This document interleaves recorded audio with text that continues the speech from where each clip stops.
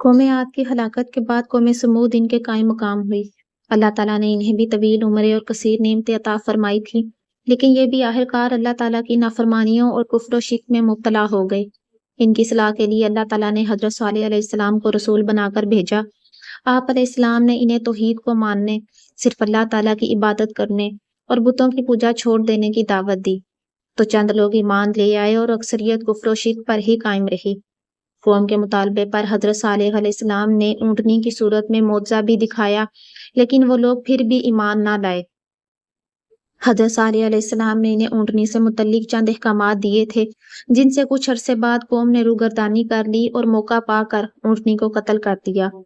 پھر ایک گروہ نے حضرت صالح علیہ السلام کے گھر پر حملہ کر کے انہیں شہید کرنے کی سازش کی، تو نتیجے میں وہ سازشی گروہ عذاب الہی سے ہلاک ہو گیا، جبکہ بقیہ منکرین 3 دن کے بعد عذاب الہی کا شکار ہوئے۔ قرآن و حدیث میں حضرت صالح علیہ السلام اور ان کی قوم کے احوال اجمالی اور تفصیلی دونوں طرح مذکور ہیں۔ سمود عرب کے ایک قبیلے کا نام ہے۔ ایک قول کے مطابق یہ نام ان کے جد اعلیٰ سمود بن عاد بن اوس بن ارم بن سام بن حضرت نوح علیہ السلام کی نسبت سے رکھا گیا تھا۔ انہیں عاد ثانیہ بھی کہا جاتا ہے، لیکن یہ قوم سمود اور آل سمود کے نام سے زیادہ معروف ہیں۔ رشتے میں یہ عاد کے چچا زاد تھے۔ قبیلہ سمود کے لوگ حجاز و شام کے درمیان سرزمین حجر میں آباد تھے۔ اللہ تعالیٰ نے اس قوم کو انتہائی زرخیز زمین عطا کی تھی، جس کی وجہ سے ان کی فصلیں خوب ہوتی تھیں اور باغات سرسبز و شاداب اور میووں سے بھرے ہوئے ہوتے تھے۔ فن تعمیر میں ان کا کوئی ثانی نہ تھا۔ سنگلا پہاڑوں اور پتھریلی چٹانوں کو تراش کر نہایت خوبصورت اور روشن ہوادار، مضبوط اور بلند و بالا مکانات بنا لینا ان کے تعمیراتی ہنر و کمال کا منہ بولتا ثبوت تھا۔ آج بھی عرب میں ان کی بستیوں اور تعمیر کردہ مکانات کے آثار موجود ہیں، جنہیں مدائن صالح کہا جاتا ہے۔ اس جگہ کی حالت واقعی عبرت کا منظر پیش کرتی ہے۔ آل سمود اللہ تعالیٰ کی وحدانیت پر ایمان رکھتے اور اس کے عبادت گزار بندے تھے۔ نیز قوم عاد کا عبرت ناک انجام بھی ان کے پیش نظر تھا، جس سے ڈر کر یہ لوگ خدا کی نافرمانی سے بہت بچتے تھے۔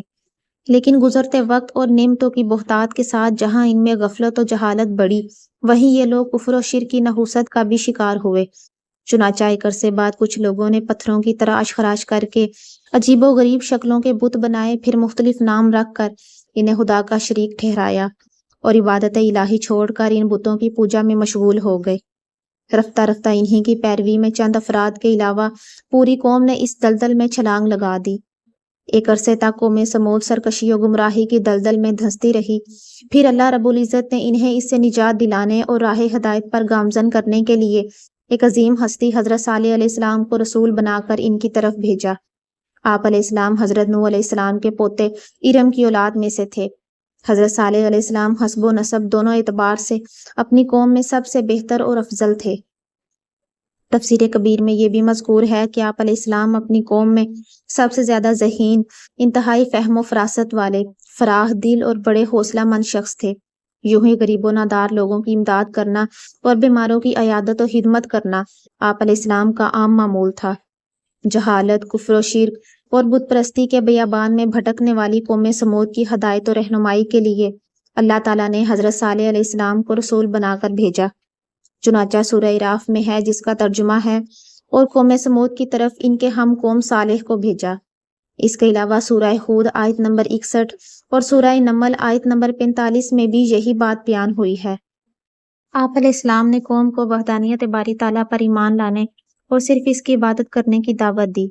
حضرت صالح علیہ السلام کی دعوت سن کر قوم نے کہا، اے صالح، اس تبلیغ سے پہلے ہمیں تم سے بڑی امیدیں وابستہ تھیں کہ تم اپنی وجاہت و لیاقت اور لوگوں کی خیر خواہی کے سبب ہمارے لیے سرمایہ افتخار اور قوم کے سردار ہوگے، لیکن افسوس تمہاری باتیں سن کے ہماری امیدیں خاک میں مل گئی ہیں۔ تم ہمیں ان بتوں کی پوجا سے مت روکو جن کو ہمارے باپ دادا پوجا کرتے تھے، اور جس توحید کی طرف تم ہمیں بلا رہے ہو یہ ہماری سمجھ سے بالا تر ہے۔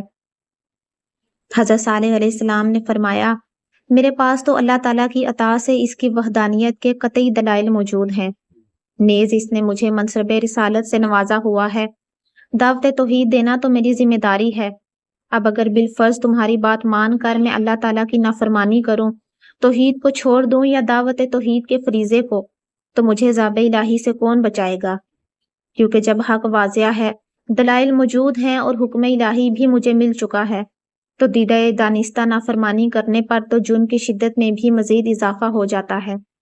لہٰذا تمہارا مشورہ تو میرے لیے سراسر خسارہ ہی خسارہ ہے۔ یاد رہے، جاہل کی جہالت سے اس کا گناہ معاف نہیں ہوتا، بلکہ وہ گناہ گار ہی قرار پاتا ہے۔ لیکن علم کے باوجود گناہ کرنے میں بے باکی اور دیدہ دلیری کا معنی بھی پایا جاتا ہے، جس سے گناہ کی شدت میں اضافہ ہو جاتا ہے۔ اسی لیے علماء کا گناہوں کا ارتکاب کرنا زیادہ غضب الہی کا سبب ہے۔ آپ علیہ السلام نے قوم سمود کو اللہ تعالیٰ کی نعمتیں یاد دلا کر بھی سمجھایا کہ اپنے اوپر خدا کی نعمتوں کی فراوانی دیکھو اور اپنا عمل دیکھو۔ نہ شکری کے راستے پر چل کر فسادی مت بنو، بلکہ خدا کی نعمتوں کو یاد کر کے اطاعت و بندگی کا راستہ اختیار کرو۔ حضرت صالح علیہ السلام کی دعوت و نصیحت سن کر لوگ آپس میں اختلاف کر کے دو گروہوں میں تقسیم ہو گئے۔ ایک گروہ حق و صداقت کو قبول کرنے والوں کا، جو حضرت صالح علیہ السلام پر ایمان لے آیا، اور ایک گروہ اپنی جہالت اور ضلالت پر ڈٹے رہنے والوں کا۔ حضرت صالح علیہ السلام کو جھٹلانے کے سبب قوم سمود کے علاقوں میں ایک عرصے تک بارش نہ ہوئی، جس سے یہ لوگ قحط میں مبتلا ہو گئے اور بھوکے مرنے لگے۔ ان مصائب کو انہوں نے حضرت صالح علیہ السلام کی طرف منسوب کیا اور بدشگونی لیتے ہوئے کہا کہ معاذ اللہ، ہم تمہیں اور تمہارے ساتھیوں کو منحوس سمجھتے ہیں۔ حضرت صالح نے ان سے فرمایا کہ تمہیں جو بھلائی اور برائی پہنچتی ہے وہ اللہ تعالیٰ کے حکم سے اور تمہاری تقدیر میں لکھی ہوئی ہے، اور اس کے ذریعے تمہیں آزمایا جا رہا ہے۔ بدشگونی لینا اور اپنے اوپر آنے والی مصیبت کو کسی شے کی نحوست جاننا درست نہیں ہے۔ حضرت صالح علیہ السلام قوم کو اللہ تعالیٰ کی وحدانیت پر ایمان لانے اور بت پرستی چھوڑنے کی تبلیغ و نصیحت میں مصروف عمل رہتے تھے۔ آپ علیہ السلام کے بار بار اصرار اور مسلسل تبلیغ و نصیحت سے تنگ آ کر قوم کے سرکردہ لوگوں نے یہ فیصلہ کیا کہ ان سے کوئی ایسا مطالبہ کیا جائے جسے یہ پورا نہ کر سکیں۔ یوں ہم ان کی مخالفت میں سرخرو اور یہ اپنی تبلیغی سرگرمیاں بند کرنے پر مجبور ہو جائیں گے۔ چنانچہ ایک دن قبیلے کے لوگ اپنی مجلس میں جمع تھے۔ اسی دوران حضرت صالح علیہ السلام بھی وہاں تشریف لے آئے اور حسب معمول انہیں اللہ تعالیٰ پر ایمان لانے اور شرک و بت پرستی ترک کر دینے کی دعوت دی۔ یہ موقع غنیمت جان کر سرداروں نے آپ علیہ السلام سے مطالبہ کر دیا کہ اگر آپ واقعی اللہ تعالیٰ کے رسول ہیں تو اس پہاڑ کی چٹان سے ایک ایسی اونٹنی نکال دیں جو 10 ماہ کی حاملہ ہو، طاقتور، خوبصورت اور ہر قسم کے عیوب و نقائص سے پاک ہو، اور نکلتے ہی بچہ پیدا کرے۔ آپ علیہ السلام نے ان سے پوچھا کہ اگر میں نے تمہارا مطالبہ پورا کر دیا تو کیا تم لوگ ایمان لے آؤ گے؟ سب نے عہد کرتے ہوئے کہا، اگر ہمارا مطالبہ پورا ہو گیا تو ضرور ہم سب اللہ تعالیٰ کی وحدانیت اور آپ کی رسالت پر ایمان لے آئیں گے اور بت پرستی چھوڑ دیں گے۔ حضرت صالح علیہ السلام نے 2 رکعت نماز پڑھ کر بارگاہ الہی میں دعا کی اور اس چٹان کی طرف اشارہ فرمایا، تو اسی وقت چٹان پھٹی اور اس میں سے ایک انتہائی خوبصورت، تندرست، اونچے قد والی جو حاملہ تھی اور نکل کر اس نے ایک بچہ بھی جنا۔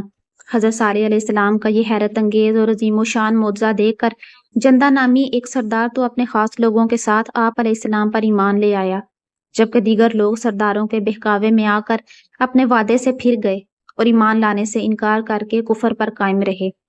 اس کے بعد یہ اونٹنی اپنے بچے کے ساتھ میدانوں میں چرنے پھرنے لگی، اور آپ علیہ السلام نے قوم کو اس اونٹنی کے بارے میں چند ہدایات دیں۔ پہلی ہے کہ اسے اس کے حال پر چھوڑ دو تاکہ اللہ تعالیٰ کی زمین میں جہاں چاہے چرتی رہے۔ دوسری، اسے برائی کی نیت سے نہ ہاتھ لگانا، نہ مارنا، نہ ہنکارنا اور نہ ہی قتل کرنا۔ اور تیسری یہ کہ ایک دن اونٹنی کی اور ایک دن تمہاری باری ہے، لہٰذا جو دن اونٹنی کا ہے اس دن صرف اونٹنی ہی کنویں پر پانی پینے آئے، اور جو دن تمہارا ہے اس دن تم پانی لینے آؤ۔ ان ہدایات کے ساتھ یہ تنبیہ بھی کر دی کہ اگر تم نے ان کی خلاف ورزی کی تو اس کا انجام بہت خطرناک ہوگا۔ اس اونٹنی کی پیدائش سے کئی معجزات کا ظہور ہوا کہ وہ اونٹنی نہ کسی کی پیٹھ میں رہی نہ پیٹ میں، نہ کسی نر سے پیدا ہوئی نہ مادہ سے، نہ حمل میں رہی اور نہ ہی اس کی خلقت تدریجاً کمال کو پہنچی، بلکہ طریقہ عادیہ کے خلاف 2 پہاڑ کے ایک پتھر سے پیدا ہوئی۔ اس کی یہ پیدائش معجزہ ہے۔ ایک دن وہ پانی پیتی اور دوسرے دن پوری قوم سمود۔ یہ بھی معجزہ ہے کہ ایک اونٹنی ایک قبیلے کے برابر پی جائے۔ اس کے پینے کے دن اس کا دودھ دوہا جاتا تھا اور وہ اتنا ہوتا تھا کہ تمام قبیلہ کو کافی ہو اور پانی کے قائم مقام ہوتا۔ تمام وحوش و حیوانات اس کی باری کے روز پانی پینے سے باز رہتے تھے۔ یہ سب معجزات حضرت صالح علیہ السلام کے صدق نبوت کی زبردست دلیلیں ہیں۔ قوم سمود حضرت صالح علیہ السلام کے دیے ہوئے احکام پر ایک عرصہ تک تو عمل پیرا رہی، پھر انہیں اپنی چراگاہوں میں اور مویشیوں کے لیے پانی کی تنگی کی وجہ سے افسوس ہوا، تو وہ لوگ اونٹنی کو قتل کرنے پر متفق ہو گئے اور اس کام کے لیے اپنے ساتھی قدار بن سالف کو منتخب کیا، جس نے اونٹنی کو پکڑ کر تیز تلوار سے اس کی کونچے کاٹ کر قتل کر ڈالا۔ اس کا تفصیلی واقعہ یہ بیان کیا گیا ہے کہ قوم سمود میں صدوق نامی ایک بڑی حسین و جمیل اور مالدار عورت تھی۔ اس کی لڑکیاں بھی بہت خوبصورت تھیں۔ حضرت صالح علیہ السلام کی اونٹنی سے اس کے جانوروں کو دشواری ہوتی تھی، اس لیے مسدہ بن دخر اور قدار کو بلا کر کہا کہ اگر تو نے اونٹنی کو ذبح کر دیا تو میری جس لڑکی سے چاہے نکاح کر لینا۔ پھر یہ قوم سمود کے سرکش لوگوں کے پاس آئے اور انہیں اپنے ارادے سے آگاہ کیا، تو مزید 7 افراد آ کے ان کے ساتھ ہو لیے۔ یہ 9 افراد اونٹنی کی تلاش میں نکلے اور ایک جگہ اسے پا کر مسدہ کی مدد سے قدار نے پہلے اونٹنی کی کونچے کاٹی، پھر اسے ذبح کر دیا۔ اونٹنی کو قتل کرنے کے بعد ان لوگوں کی سرکشی اور بے باکی میں اور اضافہ ہوا۔ چنانچہ اس جرم کا انتخاب کرنے کے بعد حضرت صالح علیہ السلام کے پاس آ کر کہنے لگے، اے صالح، اگر تم رسول ہو تو ہم پر وہ عذاب لے آؤ جس سے تم ہمیں ڈراتے رہتے ہو۔ قرآن کریم میں اونٹنی کے قتل کا واقعہ متعدد مقامات پر ذکر کیا گیا ہے۔ اونٹنی کے قتل کے بعد حضرت صالح علیہ السلام نے ان سے فرمایا کہ اپنے گھروں میں 3 دن تک دنیا کا جو عیش کرنا ہے کر لو۔